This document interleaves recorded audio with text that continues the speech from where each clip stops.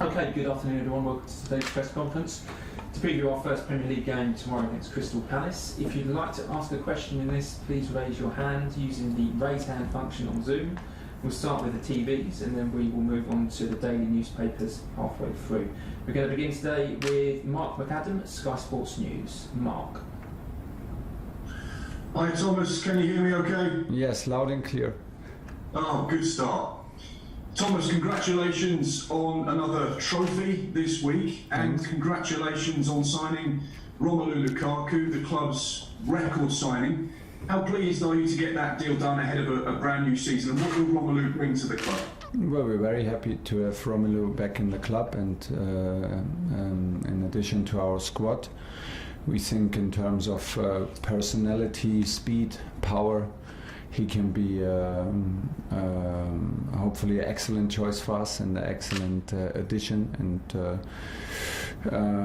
he has the power, he has the physique to help us. He has the experience, the personality to have a huge impact into our squad. He is at the same time a humble guy and a team player, a true team player, and he cares about Chelsea.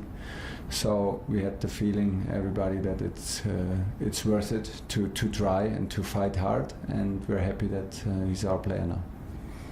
Have you had the chance to speak with Romelu in detail about what he'd like to achieve? Because when he came back in 2011, he didn't quite get the opportunities he would have perhaps liked, but now he's got an exciting challenge ahead of him. He must be really hungry coming into Chelsea for a second time. Yes, he was super hungry. He did everything to take this little chance to make it happen, because also he had a huge impact in the last club at Inter. Of course, he was a huge player with all the responsibility on his shoulder and with a big title for Inter in the last season. So it was actually very important to us that is his desire to rejoin Chelsea and to finish his project and his story at Chelsea in the way that he wants it for himself. That was very important because we have a strong group that is defined with a strong bond and with a certain attitude to be ready to help each other out and to support each other. And we think that Romelu, by coming from the academy and having always Chelsea in his heart, is the perfect addition to our group, because he embodies all that we are proud of in this club and on our team. And we had of course some exchange on the phone and exchange on with messages, but right now he's following the protocol and quarantining some more days, and then we will work on the details, and we are happy when he's with us on the pitch. You got Lukaku in, you finished in the top four last year, you won the Champions League. Is Romelu the type of striker, the type of charismatic player in your dressing room that could help make Chelsea Premier League title challengers once again? Yeah, well, first of all, we became fourth and not second. We became fourth and not third. So there are quite some bridges to overcome and some gaps to close. And we had a very successful and a very good half a season with the group together, and of course with a fantastic ending, and now with a very exciting start with a trophy in the beginning. But we were looking for a certain profile, and Romelu gives us the chance. He feels confident to play physical. He feels confident to play with the back towards the goal, but he is also very strong in using his speed and pace. So this will always be a key figure in our game, to be strong in ball wins and offensive transition. This is what the league demands, and this is what we demand of ourselves. We don't want to be only a ball possession team. We don't want to be only a defensive team. We don't want to be the team that only plays long balls. But we have the feeling that Romelu's strength is a big variety of strengths. He's strong in the air. He will give us a new power when we cross from the side, and I don't think that we have to change our style of play to make him shine. And like you said, he has a charisma. He has a good age now. He's a leader, and hopefully he will be one of the leaders in our group. Last one, please, Mark. I'll go on to Tammy Abraham. There's been a lot of talk and speculation about his future at Chelsea. There's talk that you're in talks, and there's some dialogue with other football clubs about his future. Can you just bring us up to speed with what the latest is on Tammy and whether he potentially could be leaving Stamford Bridge? There are always possibilities that players leave us, especially on the same position. Like Romelu is the big concurrence on top for Tammy, and the situation for Tammy is clear and is obviously discussed, and I spoke many times about it. And in the moment there are no news about Tammy. We have a good relationship. He is our player, and he is in the squad for tomorrow, and he has the chance to play and be decisive for Chelsea, and this is where the focus is. And the next days after that, we will see what happens, what is Tammy's wish, and what are the possibilities. But right now it's Friday afternoon. The focus is for Saturday, and there are no news for his situation. John Southall, 5 Live.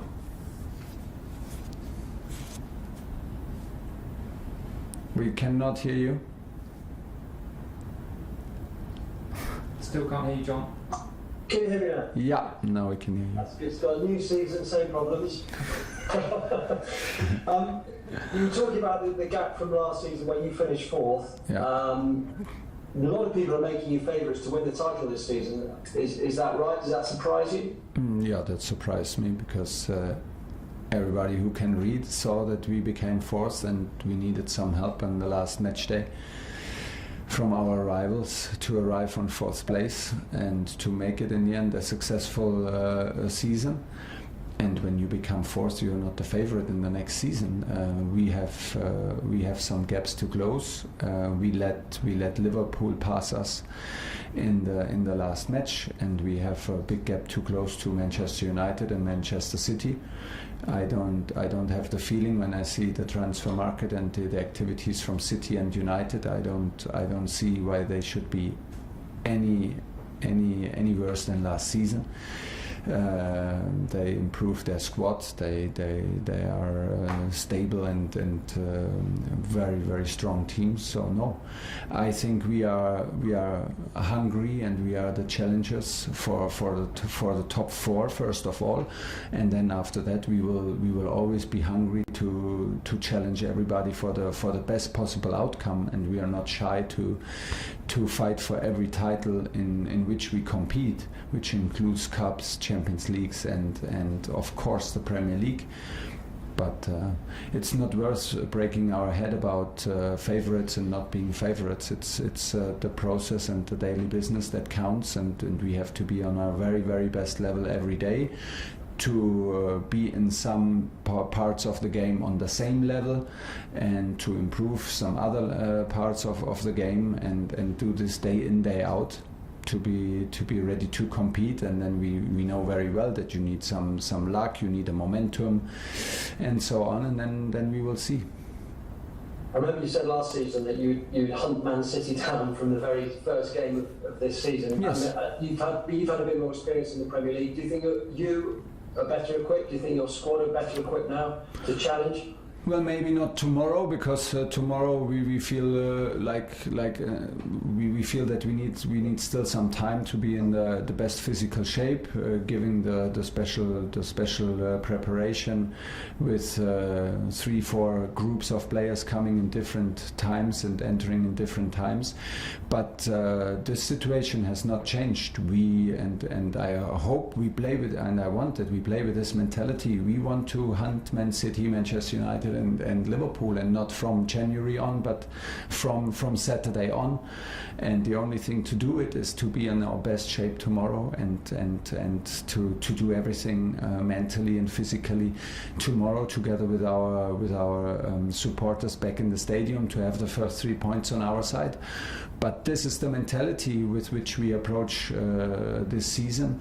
We see ourselves as hunters and as challengers for the 3 teams that landed in front of us. Then it's always like this when you become when you enter in the first 4. There are 16 teams behind you that want to steal points from you. So you have to be aware, and you have to be on your very best. And this is exactly the mentality in which we want to have from our team. One more, John, please.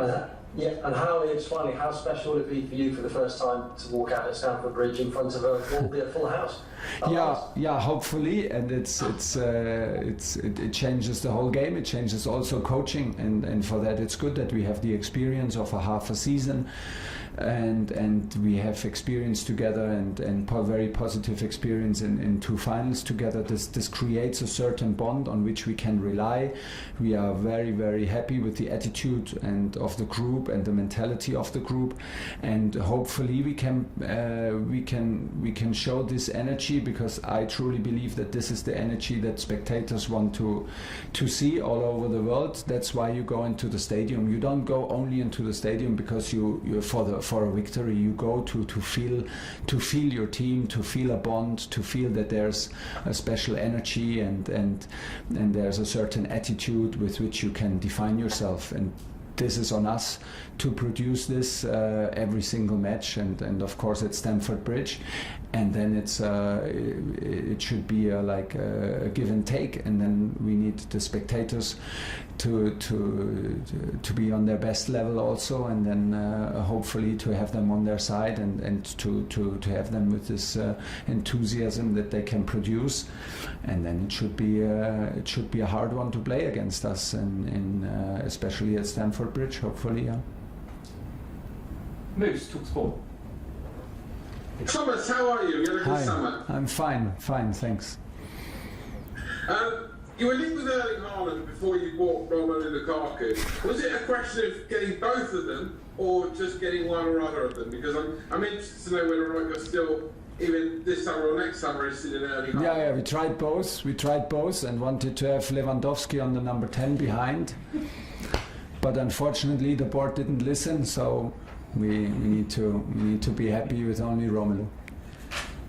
Could have got that Messi bloke as well, it turns out. Yeah, we missed a lot of opportunities out there on the transfer market. That's why you find me very upset, and we don't know how we should continue. No, honestly, we had a certain profile, and like I said, we are very happy with the attitude and the mentality of the group, and we want to protect it. It's not a given that the group works like this group, and this is a very precious thing, and this can be decisive in football, and in my opinion it is decisive, and we are careful with this group, and we want to protect it. So it was not about like bringing the most possible amount of players into this group. It's about, we have to be sure that the player is, of course, good enough, talented enough, that it's in the right state of mind, that he has also something to give from his personality that improves us. And we were as sure as we could be in any transfer. There are like always issues and doubts, but we could be very, very sure with Romelu, because he knows the club and he knows what Chelsea is all about, and so we're happy that it's like this. You say you're hunters and you're challengers this season, your words. When you buy the best players, like Romelu Lukaku, one of the best strikers in the world, does that put more pressure on you as a coach? Because already you've delivered in winning the Champions League and the Super Cup. And I wonder if there's more pressure on you now going into this season, even more than your players. Yeah, but Man City is doing the same. They're improving their squad. Manchester United are improving their squad. So I think it's necessary to. I don't see us like the only one trying to improve our squad and closing the gap by only bringing players. And this would not be enough because everybody else is doing the same. So. From this point of view, maybe the others are even ahead of us, and the gap is even more opening and getting bigger and closer. But bringing quality and bringing mentality and bringing personality is always welcome, and I don't feel it that it increases the pressure on me. It makes life more exciting as a coach, because we believe that it is a strong addition to our group, and we are happy that Romelu is here, and we have a lot of games to play, and we have another competition in December in the World Cup, and we come from a strange pre-season with European and Championship and Copa America. So I'm pretty sure that we need strong players to play on the level that we demand from ourselves. Last question, Moose, please. Last quick one. Obviously, fans back this weekend is something new. Fans back in the stadium for you, something new. But I'm anticipating as well. Last season, you weren't able to see your family much. They had to stay in Germany. They're probably with you as well now. In terms of that, does that make you a lot happier off the pitch? And in terms of your work, will we see that in your work? No, work is work and family is family. But of course, it's now that I found a house. I don't live in the hotel anymore. Makes life much more enjoyable, of course. But I hope that the last half a year was not like that. That anybody found a manager being impatient or like being in a bad mood because he could not see his family. It was like the circumstances were like this, and everybody had to adapt. And this is what I demanded from myself, that I adapt, like I demanded from my players. Like you say, I'm super happy that we have spectators back in the stadium. It makes things easier on one side, because I'm very, very sure everybody is happy to push, and we can create with our style of play and with the energy a certain atmosphere where it can become very, very difficult to play against us. At the same time, things get more difficult, like to coach, to have precise coaching signals or whatever, or speak with the players at the sideline. They can simply not hear you anymore. So yeah, but we are excited, and I am very excited, and from tomorrow we start the season. Last question in this section, Olivia at PLP. Hi Thomas. Hi. We haven't spoken about team news. Obviously, playing 120 minutes in the Super Cup was not ideal ahead of the game tomorrow. Can you just give us an update on Hakim Ziyech and any other players that will miss out tomorrow? Hakim will miss the game tomorrow for sure because of his injury. The decision is made. It will be treated conservatively. There is now, in the moment, the situation is like this, that we don't need a surgery, which is very, very good news for this kind of problems. And we hope that it continues like this, and he can be back on the pitch within the next 2 weeks. So we hope this. We cannot promise, but this is what we actually hope for in the moment. We have some issues with N'Golo Kanté. We need to sort it out from the game, from the final. It's like you said. I mean, physically, it was the worst thing that could happen to us in the status that we are like right now physically. To play 120 minutes mentally and psychologically, it was the best thing, because to win in a penalties gives you an enormous boost, and this is a huge boost of positive energy and positive feelings. So yeah, for tomorrow we have to be careful. The decisions are not made yet. Who starts? Whom do we push maybe over the line? The recommendation for some is like do some 60-70 minutes whom do we push over this line to do another 90 again. It's hard to predict the physical demands from tomorrow's game, and the decisions are not made yet. We will take our time, we will talk to players, to the physical department, and do the latest decisions tomorrow morning. We have one more night to sleep. This is maybe the biggest and the most important thing now, to find good sleep, to eat good, drink good, and overcome some difficult moments tomorrow, also physically. And this is maybe the last message. Will it be tough tomorrow? Will we be tired? Yes, of course. Is it too close? Is it a close match to the final? It's all there. All the reasons are there, but it's our demand to ourselves to overcome these obstacles and not complain about them. We want to be in the best shape possible for tomorrow's